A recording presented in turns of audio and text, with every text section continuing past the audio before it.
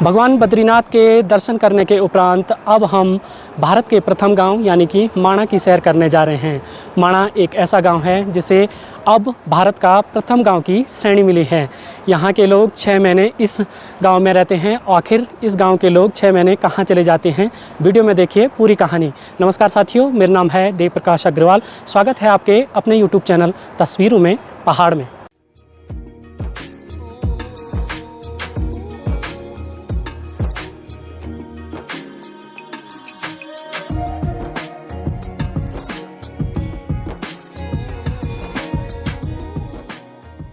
भगवान बद्रीनाथ से माणा की दूरी लगभग 3 किलोमीटर है। वैसे तो माणा गांव से कई जो लोकल टैक्सियां होती हैं उनके माध्यम से सभी यात्री लोग माणा गांव को देखने के लिए आते हैं, लेकिन आज हम पैदल ही ट्रैक कर रहे हैं क्योंकि यहाँ की जो खूबसूरती है वो देखने लायक है। नीचे से मंदाकिनी की आवाज़ आती है सर सर सर सर करके, और फिर हम इन पूरे नज़ारों का आनंद लेते हुए आगे बढ़ रहे हैं और कुछ ही देर में हम माणा गाँव में पहुँच जाएंगे।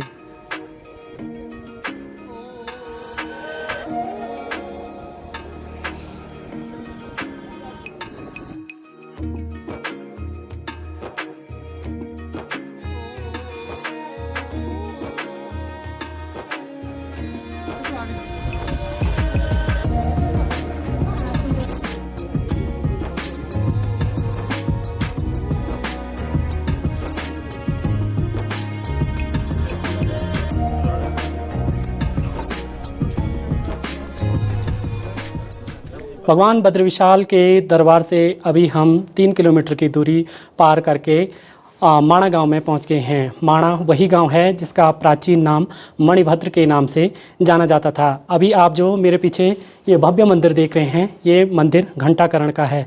यहाँ के निवासी यानी कि माणा गांव में जितने भी निवासी रहते हैं उनके आराध्य देव घंटाकरण हैं। माना जाता है कि पुरानी परंपराओं के अनुसार जब भगवान बद्रीनारायण के कपाट बंद होते हैं तो कपाट बंद होने से पहले कई दिन पहले इस गांव के लोग सभी लोग यहाँ इस गांव को खाली करके दूसरे गांव में चले जाते हैं।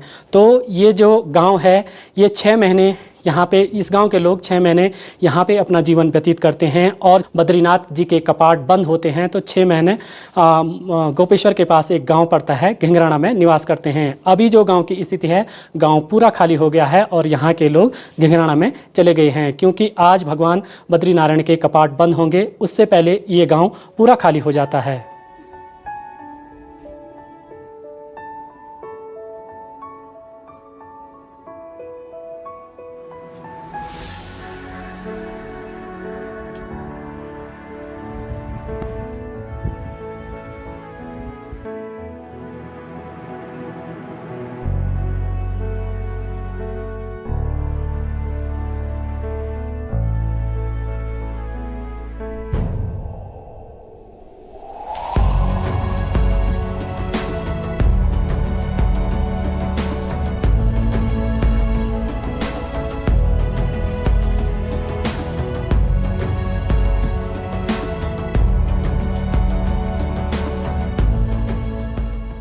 अभी हम गांव का एक्सप्लोर कर रहे हैं। गांव चारों तरफ से सुनसान पड़ गया है क्योंकि इस गांव के लोग दूसरे गांव में शिफ्ट हो गए हैं, यानी कि घिंगराना में चले गए हैं। 6 महीने का जो पूरा जीवन होता है वो इसी गांव में ये लोग बिताते हैं और 6 महीने यानी कि कपाट बंद होने के बाद, भगवान बद्रीनाथ के कपाट बंद होने के बाद वो दूसरे गाँव यानी घिंगराना में अपना जीवन व्यतीत करते हैं। सबसे बड़ी बात इस पूरे गांव की यह है कि इस गांव में 60 से 70 परिवार रहते हैं और 1,500 के लगभग इस गांव की पूरी आबादी है। और इस गांव में जो आबादी है 1,500 वो सदियों से इस गांव में भी रहती है और घिंगराना वाले गांव में भी रहती है।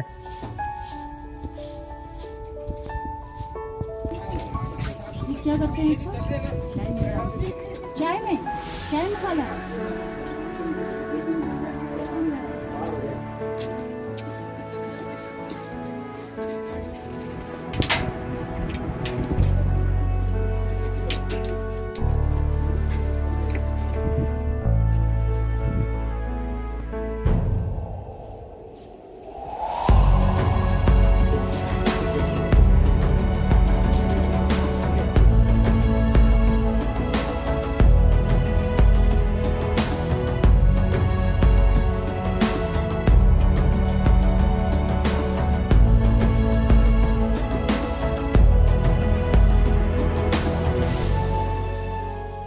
माणा गांव केवल एक ऐतिहासिक गांव और एक भारत का प्रथम गांव ही नहीं है। ये गांव एक ऐसा गांव है जो जो जितनी भी दैवीय कहानी हैं इस गांव से जुड़ी हुई हैं। अभी हम बैठे हुए हैं वेद व्यास गुफा के ठीक सामने। यहाँ पे भगवान वेद व्यास ने गीता को लिखा था। ऐसे ही यहाँ पे कई पवित्र स्थान हैं जो इस पूरे माणा गांव के इर्द गिर्द हैं और इसी गांव से पांडव स्वर्गारोहण के लिए भी गए थे। इसीलिए इस गांव को देव रूपी गांव भी माना जाता है।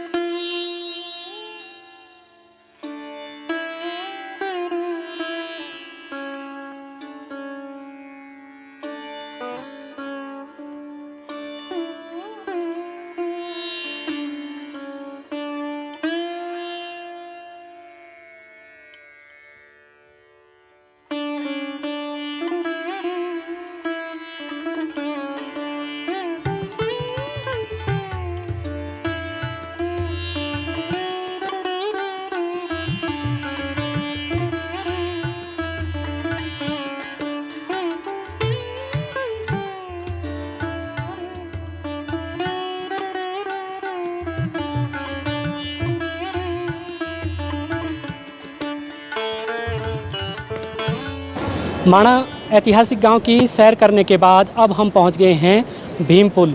ये वही पुल है जब पांडव महाभारत युद्ध जीतने के बाद स्वर्ग यानी कि सशरीर स्वर्ग जाने की यात्रा कर रहे थे तो पांचों पांडव सरस्वती नदी को पार कर देते हैं और उनमें से द्रौपदी इस नदी को पार नहीं कर पाती है। तब भीम ने विशालकाय एक शिला उठा के यहाँ पे जो पीछे आपको शिला दिखाई दे रही है एक विशालकाय पुल का निर्माण कर दिया था। तब से और आज तक जब भी कोई भी श्रद्धालु या कोई भी यात्री भगवान श्री बद्रीनाथ के दर्शन करने के लिए आते हैं तो इस पुल को देखने के लिए ज़रूर आते हैं और इसी पुल को पार करते हुए पांचों पांडव और द्रौपदी स्वर्ग के लिए गए। कुछ ही दूर जाने पे द्रौपदी का निधन हो जाता है, यानी द्रौपदी अपने शरीर को त्याग देती है और सामने ही उनका मंदिर बना हुआ है और पांचों पांडव स्वर्ग के लिए आगे बढ़ते हैं।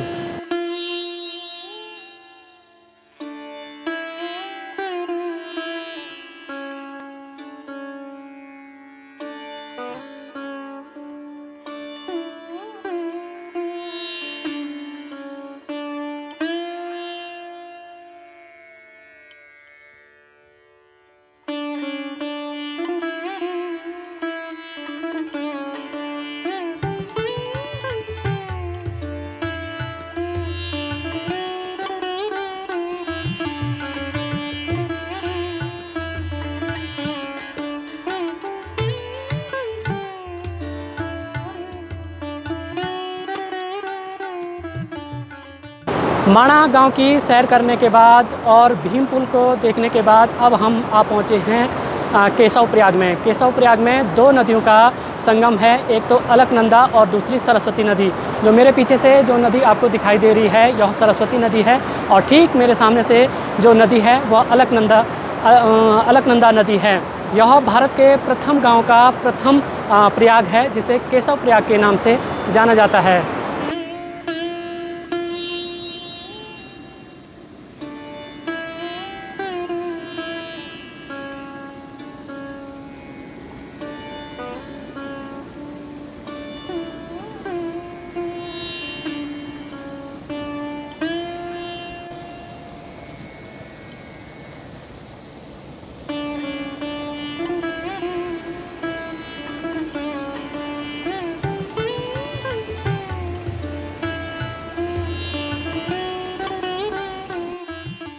इस गांव में माना जाता है कि भगवान बद्री विशाल की इस गांव में बहुत ही बड़ी कृपा है। माना जाता है कि इस गांव में कोई भी परिवार जो यहाँ पे निवास करते हैं वो कुछ भी काम करते हैं तो उनको बहुत ही बरकत होती है और वह काफ़ी रईस भी होते हैं। पहले पुराने ज़माने में यहाँ के लोगों का जो मेन व्यवसाय था वो भेड़ पालन था, लेकिन समय जैसे ही व्यतीत आगे होता जा रहा है अब ये लोग ऊनी कपड़े और धीरे धीरे इस गांव में होम स्टे भी खुलने लग गए हैं और इस गांव के लोग अब काफ़ी बड़ी बड़ी नौकरियां भी करते हैं और बड़े बड़े शहरों में भी रहते हैं। लेकिन जो इनकी पुरानी परंपरा है 6 महीने माणा में रहना, 6 महीने घिंगराना में रहना, वो परंपरा आज भी पूरी तरह से यहाँ के लोग निभाते हैं।